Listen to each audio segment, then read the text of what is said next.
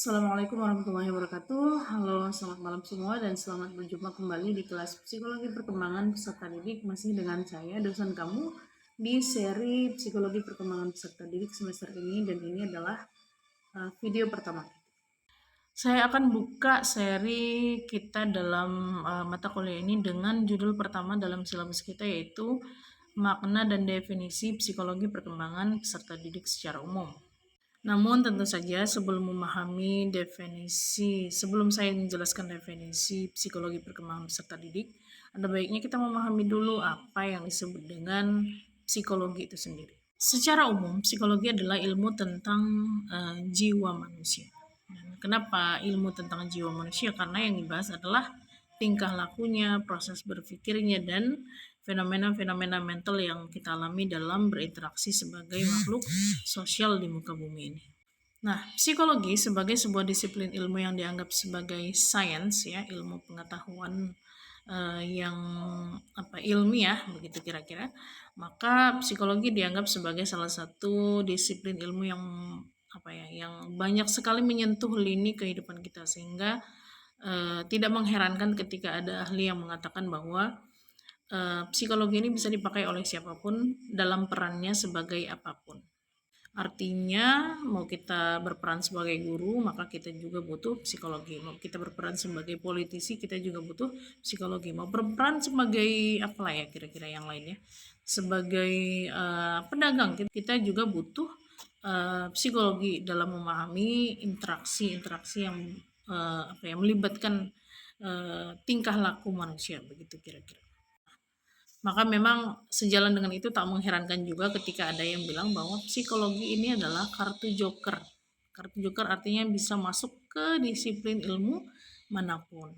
Namun dalam konteks ini yang kita bahas secara spesifik adalah psikologi perkembangan peserta didik. Kenapa psikologi perkembangan peserta didik? Karena asumsinya adalah Ananda sekalian akan menjadi calon guru, sehingga nanti disiplin ilmu ini diharapkan bisa membantu Anda memahami tingkah laku dan fenomena-fenomena psikologis yang dialami dan dirasakan oleh anak didik Anda. Psikologi itu sebenarnya memiliki dua cabang yang besar gitu. Yang pertama ada psikologi teoritis dan ada psikologi terapan. Psikologi teoritis kemudian dibagi lagi menjadi psikologi umum dan psikologi khusus. Nah, di titik ini mungkin Anda bertanya, apa hubungannya dengan psikologi perkembangan peserta didik? Dengarkan baik-baik. Nanti Anda akan paham bagaimana psikologi perkembangan peserta didik ini muncul dari dari bapak-bapaknya di atas gitu kira-kira. Psikologi umum adalah psikologi teoritis yang fokus pada mempelajari aktivitas-aktivitas mental manusia yang bersifat umum dalam rangka mencari dalil-dalil yang juga sifatnya umum. Contohnya misalnya kalau anak terekspos dengan tayangan-tayangan kekerasan, kemungkinan besar dia akan mengadopsi tindakan-tindakan kekerasan itu dalam kehidupan sehari-harinya. Nah, terus ada lagi namanya psikologi khusus. Psikologi khusus adalah psikologi cabang psikologi teoritis yang fokusnya mempelajari aspek-aspek khusus dalam kehidupan manusia dalam hubungannya dengan psikologi. Contohnya apa? Misalnya aspek perkembangan, itu dibahas di cabang psikologi yang namanya psikologi perkembangan. Terus aktivitas mental manusia yang berhubungan dengan peran mereka sebagai makhluk sosial, nah itu dibahas dalam cabang psikologi yang namanya psikologi sosial.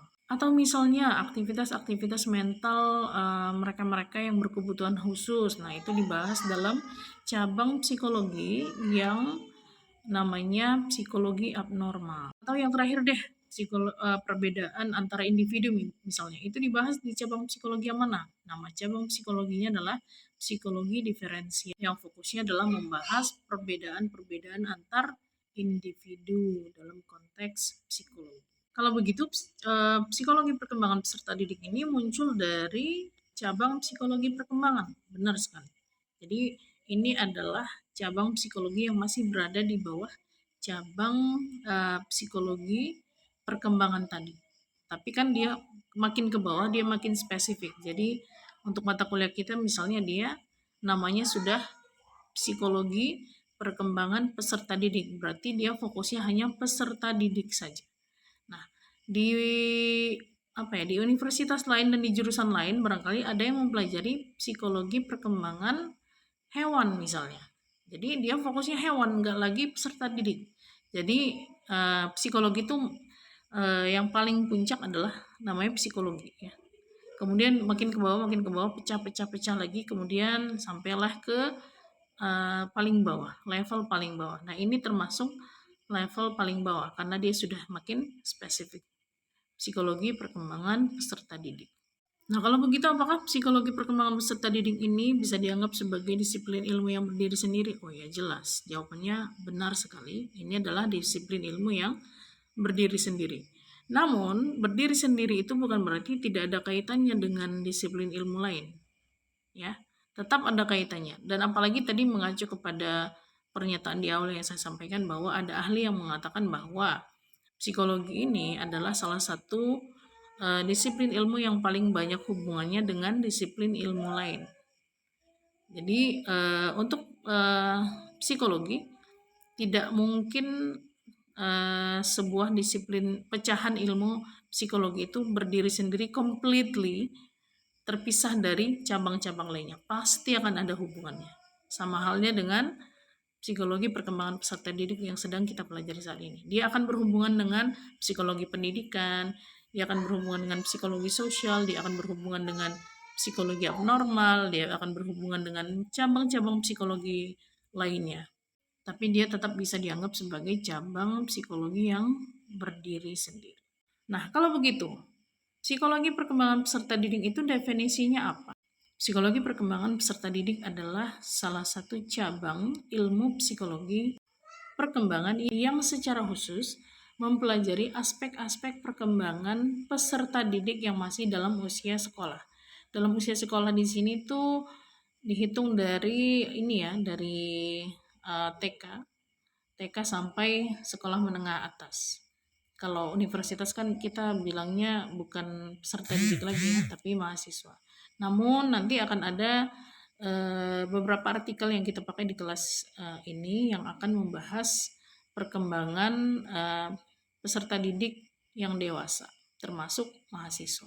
Nah terus kalau memang sudah ada nih ya Bu ya, kalau sudah ada cabang khusus psikologi yang membahas perkembangan yaitu psikologi perkembangan, kenapa lagi kita harus repot-repot mempelajari psikologi perkembangan peserta didik? Mungkin ada beberapa yang berpikiran seperti itu. Baik, dengarkan ini. Nah, ini ada hubungannya dengan tujuan kita mempelajari perkembangan peserta didik.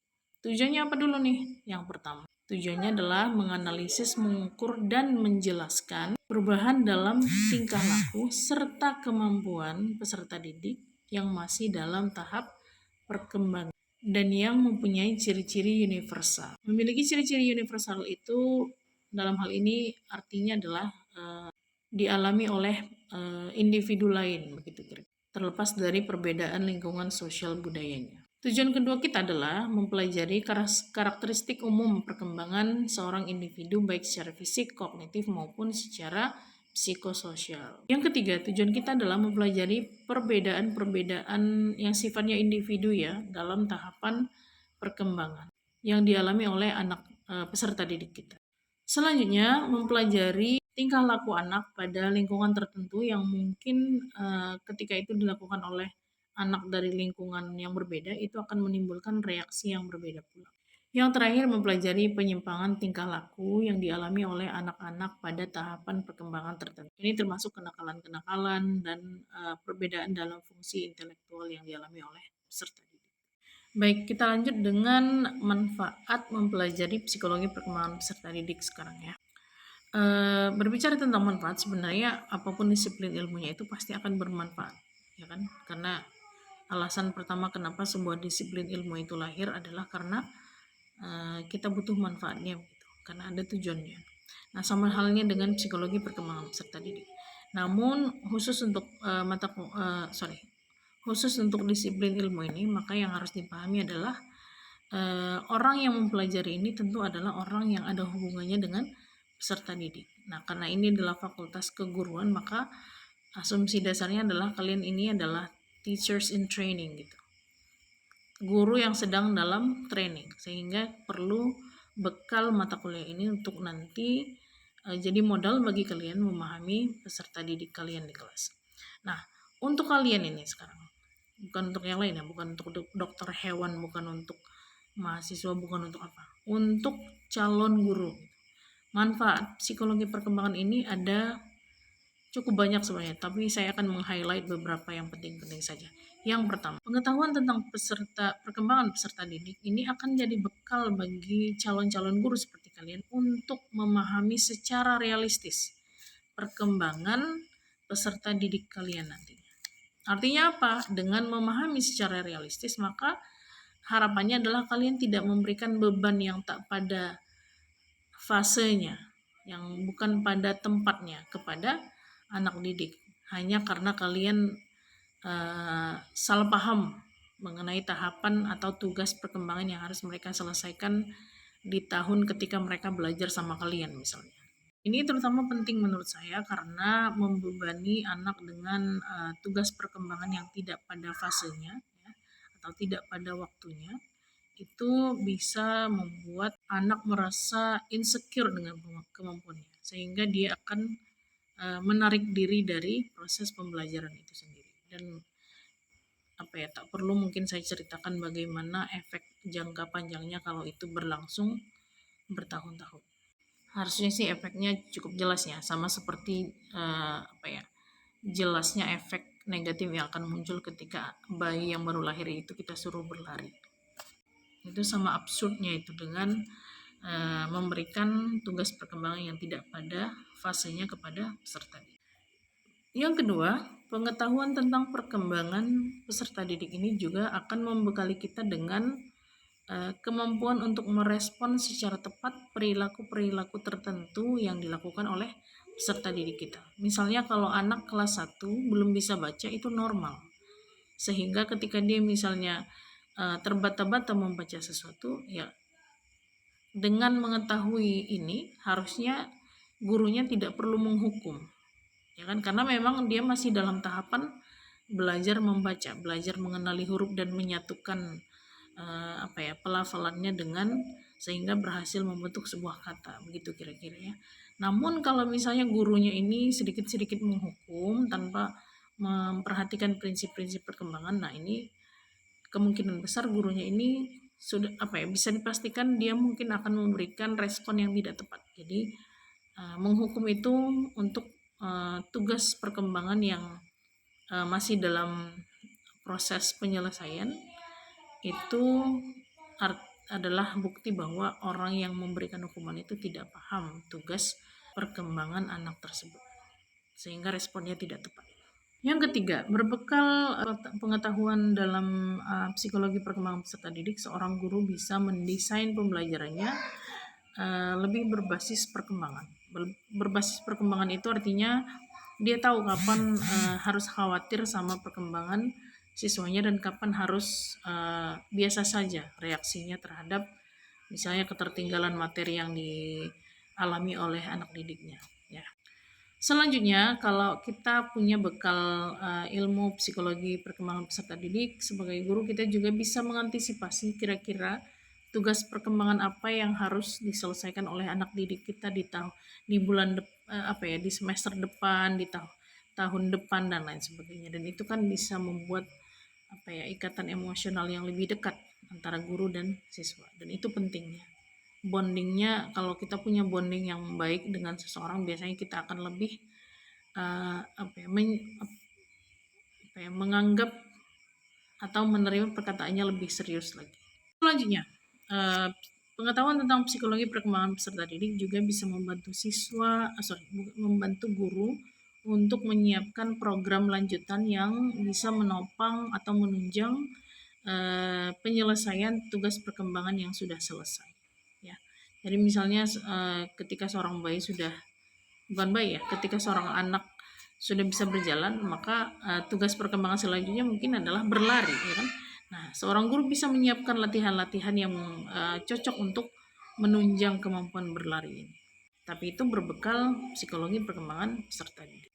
Selanjutnya, pengetahuan tentang psikologi perkembangan peserta didik juga bisa menjadi bekal bukan hanya untuk guru, tapi juga untuk siswa atau siapapun yang mempelajari disiplin ilmu itu sendiri, tentang bagaimana perjalanan hidup kita dari kecil sampai kita dewasa ya.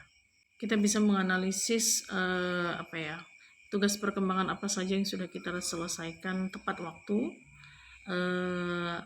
atau lebih dini dari yang seharusnya atau terlambat dari yang seharusnya.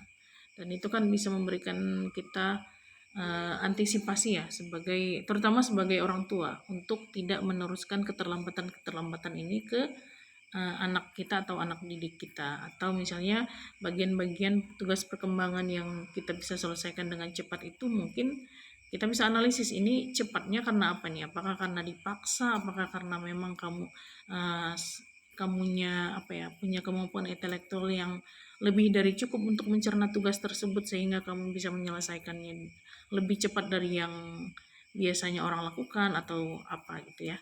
Nah, ini penting terutama karena kalau kita mau memanfaatkan pengetahuan tersebut untuk mendesain atau menyiapkan program-program yang menunjang penyelesaian tugas-tugas perkembangan peserta didik kita dan anak-anak kita.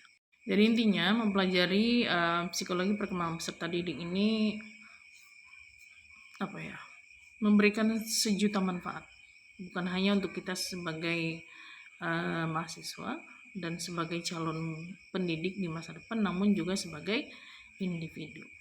Maka saya berharap semua orang yang mengikuti kelas ini bisa menikmati kelas ini sebaik mungkin ya, dan ayo kita manfaatkan kelas ini untuk mempelajari atau mengeksplor tugas-tugas perkembangan kita yang sudah berhasil kita selesaikan di masa lalu dan tugas perkembangan kita yang akan kita selesaikan di masa depan.